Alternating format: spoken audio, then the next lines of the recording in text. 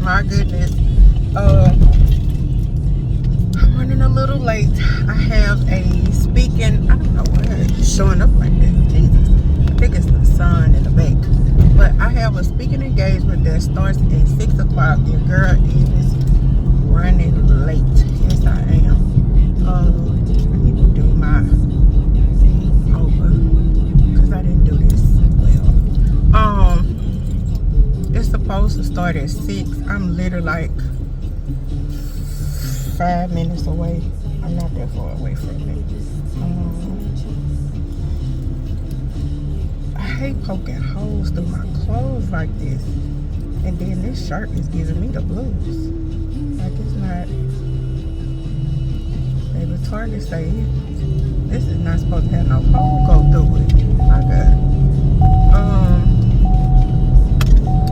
So it is for,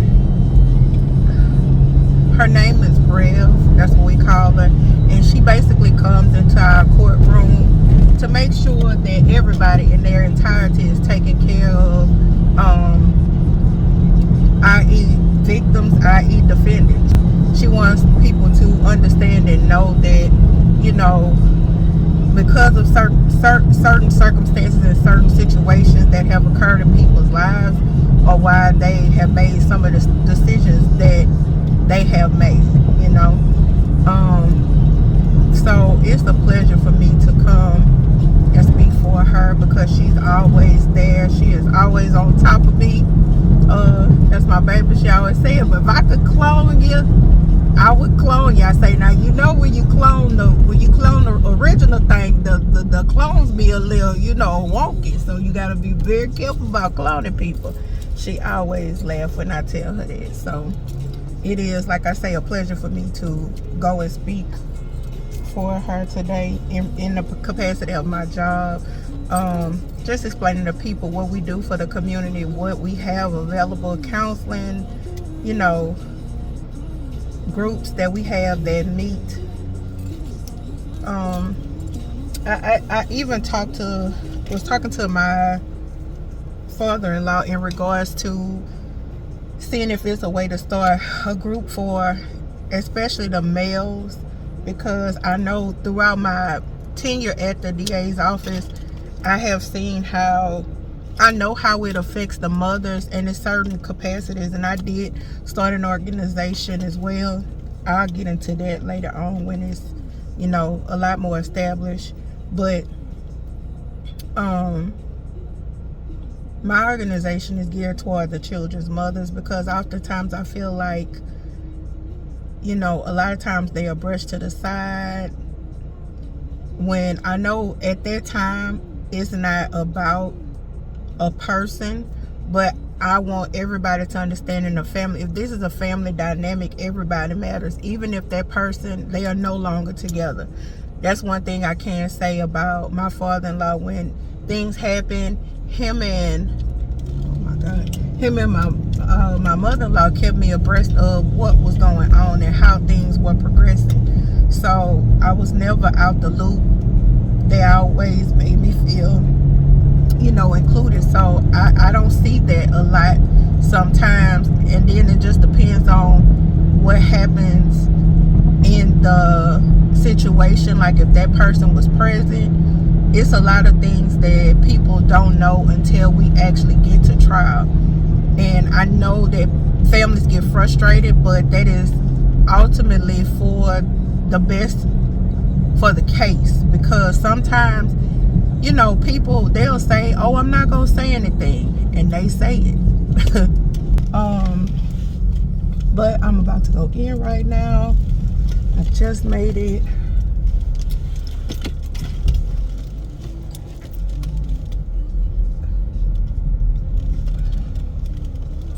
And I have a gift for her too.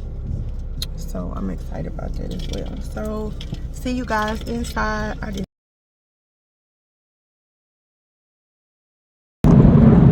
Hey, hon buns.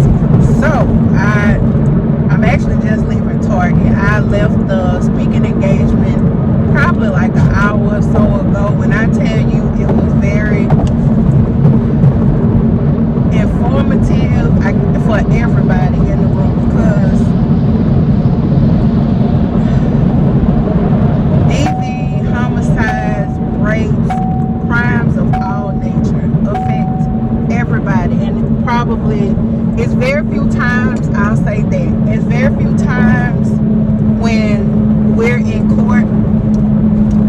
process of what is called voir dire, and voir dire is basically jury selection. So it's very few times where we have people who have not experienced, either personally or through someone who is, a family member or friend, that hasn't been affected by crime in some type of realm. Either, your car got burglarized, somebody, who may have gotten raped, sexual assault, abuse. It's a plethora of things that, can happen that everybody is not aware of, So we were able to open up and everybody spoke freely about it, especially about DV. I know that, everybody feels like October is National Domestic Violence, but DV is still a very taboo subject, and I tell people that all of the time. It's very taboo. A lot of people don't like to speak on it. I know people personally, family, friends that have been in domestic situations but have never spoken out about it, okay? Does that make them right or wrong about it? Absolutely not, because your experience is your experience, and you are free to express it and feel and say what you want to say, how and when you want to say it. But I do want some people to understand, by not saying sometimes, this is why cycles repeat themselves. So, you'll have a situation where a mother was abused and doesn't tell her daughter that she was abused, and can become frustrated when she does find out that that child was abused. Now, had she told her situation, would that have opened her up to getting abused or not getting abused? I guess that's something that we probably will never know, but ultimately I feel like transparency will get us so much further in life if we just are transparent and let people know what exactly is going on. Because when you don't know, how do you start that discussion? You don't know how to start that discussion. And I feel like I was telling her about, certain affluent communities, you don't really see them having that discussion. Is it happening? Absolutely. Domestic violence happens in everybody's life, and that's just like, I had a conversation with a lady who was trying to relocate, and she's like, Miss Carla, what's a good area? There is no such thing as a good area, no such thing anymore. Some people are, I can move to such and such zip code and nothing happens, and it's not that anymore. The world it's everywhere. It's everywhere. It's something that you can't dodge, you can't duck. As you see that they've had many situations that occur on the interstate, on the highways, on regular roadways, in communities, by churches, by and I'm not talking about chicken, by churches, by schools, by it's a plethora of places that crimes happen. They don't have a rhyme, reason, time. No, it can't happen at this time. I tell people all the time, homicides occur all day long. It's no, you know what, it's 10 o'clock, I'm not gonna kill somebody. No, people, it's the broad daylight, dark at night. It's no rhyme or reason for them.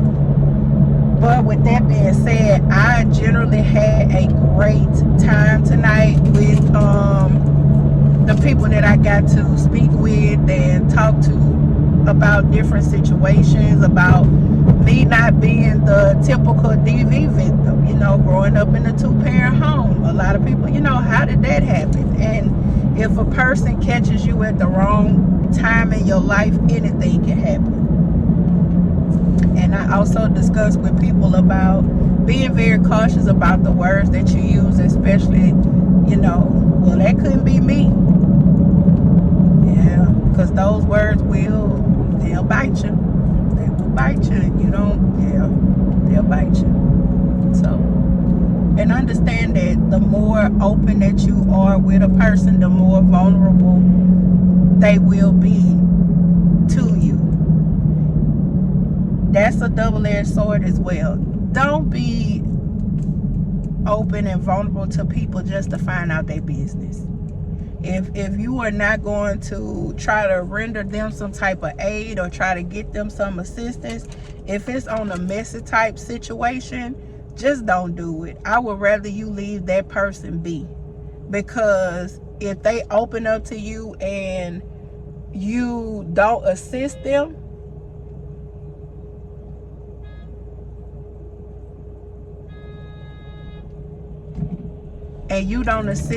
that could be more detrimental and more hurtful to them, because they thought that you came with good intention. And it's nothing more hurtful for you to think that, oh, this person is God sent and they are, you know, here to help me and da da da da da, and only to find out that this person is really, you know, not for your good. That is the most hurtful, cutthroat, underhanded, just malicious thing that you can do. So if you are not being of good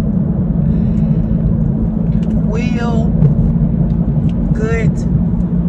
just being an overall good person, if that's not what it's not what that you're trying to do, just don't do it. Just leave that person alone. What is that? What is that?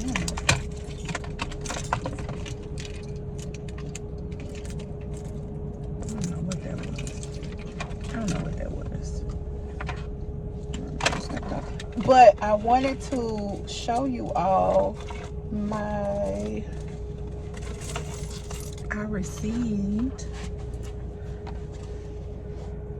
a beautiful plaque. Okay, the light just turned green, of course, but when I get to the next light, I'll let you see. But I received a beautiful plaque. When I tell y'all, it is the most small thing. And when I tell y'all, and I said this in the meeting, like, I have done and I have had a plethora of jobs. When I tell you plethora, okay, had beaucoup jobs.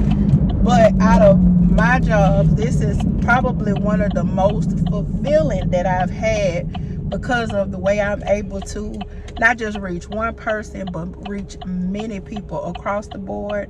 And it's appreciated, you know, it is appreciated. My family show me I'm appreciated. My, you know, just everybody around me, they show me that I am appreciated. And for me to get my plaque, baby, I was about to say my little, but my plaque, look, y'all, how adorable is that? Listen, when she gave that to me, and you know what's so crazy, y'all know I am a gift giver, so she is an AKA, so I had her a 1908 pen with the pearls on it, okay? And I gifted her, and she was like, oh my God. She was like, you know, you could tell. She was like, my mama always told me about, you know, the small gifts and stuff like that, and be excited. I say, baby, I get excited about cards. Listen, I have cards. I have all my cards that I have ever been given. Exes cards, everybody cards, okay? I had where it was at one point, at one point I made a scrapbook, and I might get back in the scrapbooking, but y'all, it was so extensive, because extensive and expensive, Jesus. But when I tell you, I had my scrapbooks with everybody, all the letters. I still have the ones that I have. The scrapbook for Princess, I have one for Princess, I have one for Terrius, I have one for Paige, like for them growing throughout their life, bruh. Because back then I was at a portrait studio and they took pictures. Listen, and every time Paige and Terrius, I'm sorry, I was a portrait studio photographer when they were small. Because Princess still got portraits too, because I was still working at Walmart. So she got her portraits every month too. So she didn't miss out on nothing. Okay, nothing. And still ain't missing out on nothing. Cause she just said, Mama, did you get the green beans? Jesus Christ. And I did get the green beans. So I'm about to go down to the house. Well, I'm actually at the house. I'm about to go in the house and go relax. I'm still on vacation. My friend called me. She was like, oh, I went in your office today.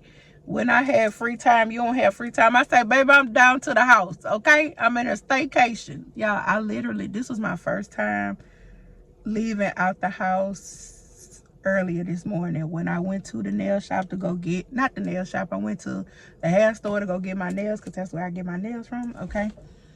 I went to the hair store to go get my nails. Me and the young lady, we were in there, we was talking, and baby came back home. Oh, excuse me.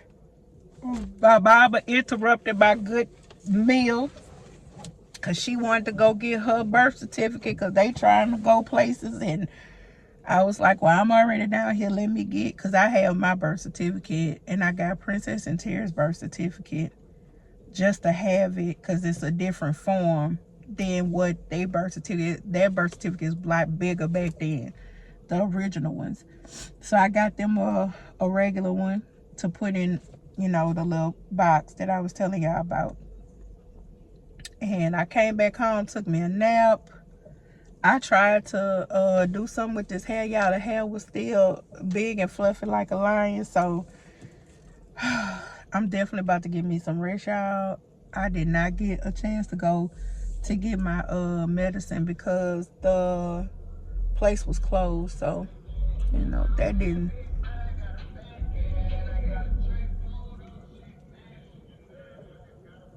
Y'all, I love those Cadillac trucks. It's something about Cadillac trucks lights that are so appealing to me.